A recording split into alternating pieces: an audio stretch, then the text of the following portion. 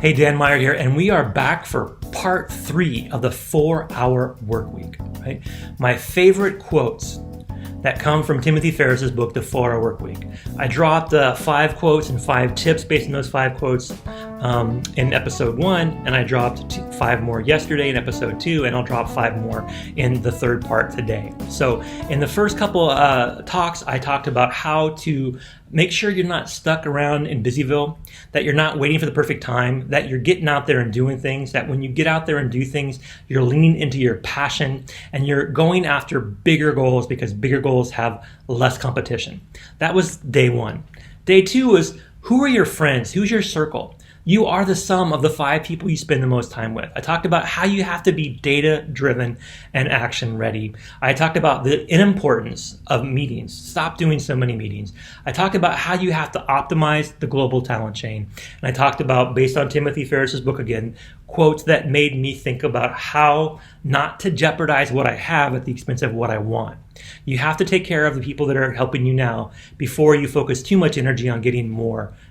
When you go after new people at the expense of the current people, it almost never works out. So that was part 1 and part 2. Today in part 3, we're talking about 5 things. So the first is size matters, but only in relation to your efforts. You have to be the boss. You should be your boss. That's the key, right? That's a great quote I'll talk about that inspires that thought in me. You have to do it for your legacy. You have to value your time dearly, and you can't please everyone. These are the 5 things we'll focus on today. These are 5 things I learned as I grew my business from a business of 1 10 years ago to adding a couple virtual assistants to over a couple years growing to be over 100 virtual staff. I have 100 employees that help my business. I have a couple different businesses actually they're working in, and then I also have over almost 20 clients now that we've added in the last 6 months that we are doing virtual staffing for them.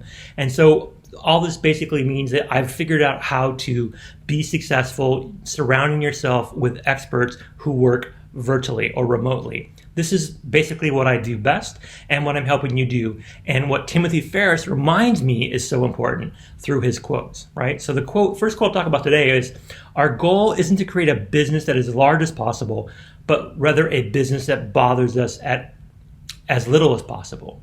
Think about that. So you want to get big enough to be comfortable. You want to make enough money to have a nice lifestyle. You have financial goals as well as you want to have a good legacy. You want to have a good lifestyle. Whatever your motivation is, size doesn't always matter, especially if the bigger you get, the more you work. That's not the way to go, right? As you scale, as you get bigger, that means you should be doing less work.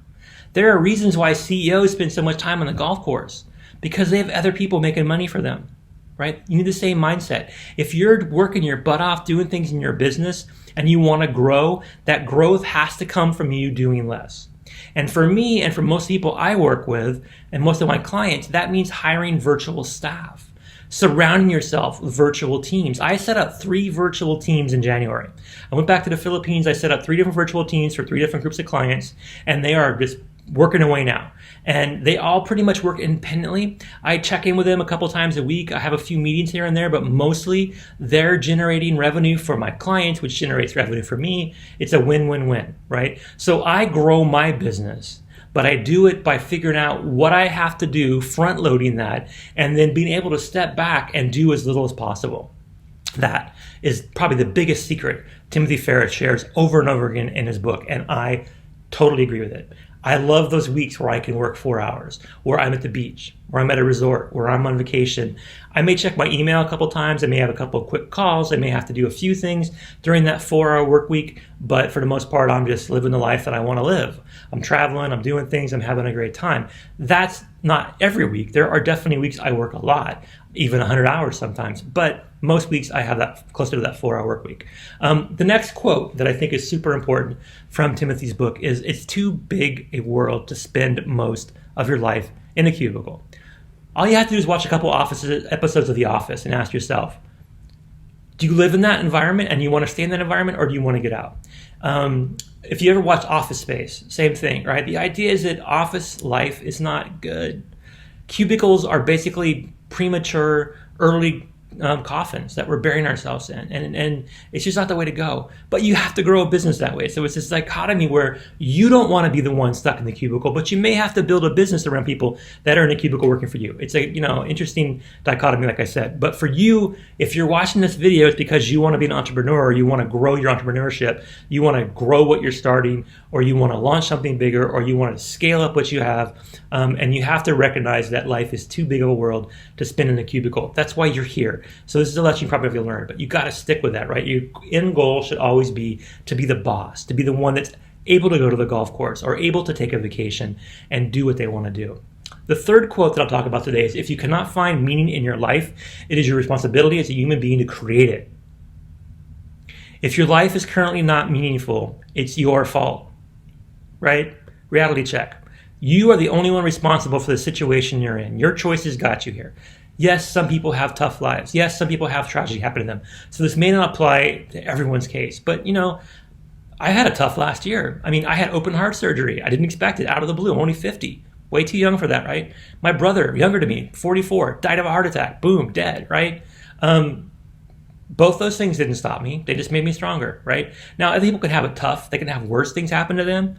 But if they keep going or not, it's their own choice, right? So, second part of the quote, it is your responsibility as a human being to create it. You have to give yourself meaning in life. I watched the Disney episodes on Disney Plus recently called The Imagineering Story, about the people who make the rides at the Disney parks, and I just loved it. Walt Disney was probably one of the greatest Imagineers ever, right? He took so many things that seemed to come from the imagination of a kid and make them something that everyone, no matter how old you are, no matter what language you speak, no matter what country you grew up in, love Disney, right? And he said one time this quote that I love. It's called, if you can visualize it, you can dream it. There's a way to do it, right? So basically, visualize it, dream it, do it. You're responsible, as Timothy Ferriss says, for creating your reality. You have to visualize that reality, you have to dream about that reality, and you have to make that reality happen. You have to be responsible. So whether you're Timothy Ferriss, Walt Disney, basically people that are successful know this to be true.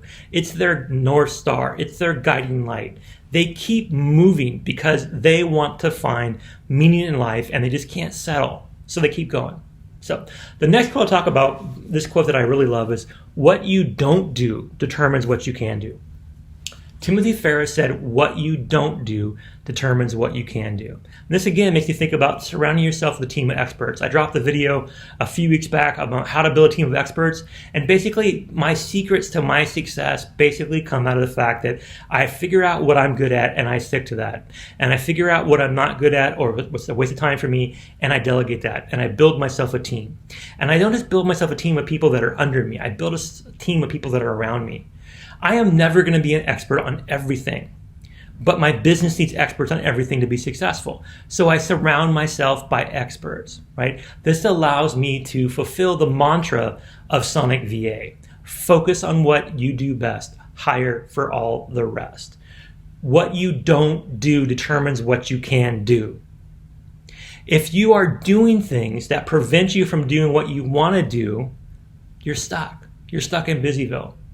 So the things that you're not getting done are going to be the dreams, the big picture stuff, the things that you wish you were doing. And if you can't get to those, yeah, exactly. So what you don't do determines what you can do. You want to take the things that are your dream projects and you want to identify them. You want to write them down.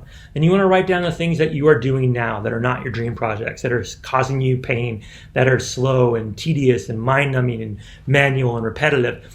Take all those and make a list. And then move those things to a virtual assistant to free you up to pull in your dream projects. Then you can be determining what you do is what you love. And what you don't do now becomes things that somebody else is doing. That is the beauty of this kind of system. The last tip I'll share for you today is basically this quote, there is no sure path to success, but the surest path to failure is trying to please everyone. We all fall victim to this, but the more that you can prevent yourself from falling victim to this, the better you're going to be. We all imagine a road to success, and it never works out. And it always goes sideways, and things happen to us, right? A lot of times, in fact, most times, that we come across failure, that we experience roadblocks or hindrances or unexpected turns in our path of success, it's because we react to people who reacted to us or did something, right? We allow people to change our course because we are trying to make them happy, trying to please them. Now, I'm not talking about customer service. You got to make your customers happy. I'm not talking about obligations to your family. You got to do certain things. But in general, we worry about making sure that we fit in, or that these people like us, or we do want to be part of the club, or whatever it is. Human nature kind of stuff drags us. And our path of success becomes a path of failure because we're not focused on our core goal. We're not centered. We're not thinking about what's best for us. How can I lean into my passion? That's what you should think about, not what other people worry about. If you can free yourself from that limiting belief, of all the limiting beliefs, that's probably the most powerful, is that you have to please people. If you get past that, if you evolve from trying to please them to provide them a service they can't live without, that's a whole different thing you want to do. That's where you want to be, right? So the 4-Hour Work Week is all about these quotes that are based on Timothy Ferriss's strategies and systems that I apply in my business, and I have been massively successful. I've grown my business. I just launched Sonic VA in January. I've been doing virtual staffing for years, but I launched a new company solely with the focus of helping small business owners, especially speakers, coaches, experts that are out there trying to help people through social media or at events, business coaches and speakers and authors and writers and bloggers. These are the people that I'm working with now. And this business, Sonic VA, is for you. We help you figure out what you need to do to be successful by helping you focus on what you do best, helping you build consistency and clarity and certainty into your social media, into your digital marketing, into how you grow your business. We take away the things that cause you pain and do them for you. If you want to get started with Sonic VA, all you have to do is text the word data to 26786. You'll get back a form, fill the form out, just talk about a few of the things that you think you would like to get off your plate. Things that are just, they suck, they're not fun, they're painful, they're mind-numbing, they're repetitive, they're evil. Get those off your plate. They have to get done by somebody, but it doesn't have to be you, right? So get started with us at Sonic VA, free up your time. Think about these quotes from Timothy Ferriss. Think about how I applied them and how you can apply them. Basically, you want to figure out how you can plan now, schedule your success so that a few years down the road, you are living the 4-hour work week. If you do that, you will have a life well lived. I know because I have done it. I have had this amazing life and I'm only 50, so who knows where I'll go next. But that's it, 4-hour work week. That's your goal. How you get there is applying the lessons in the book to success, looking for experts to help you guide you down the path, and surround yourself with a team of people that will get you there. So that's my talk for today.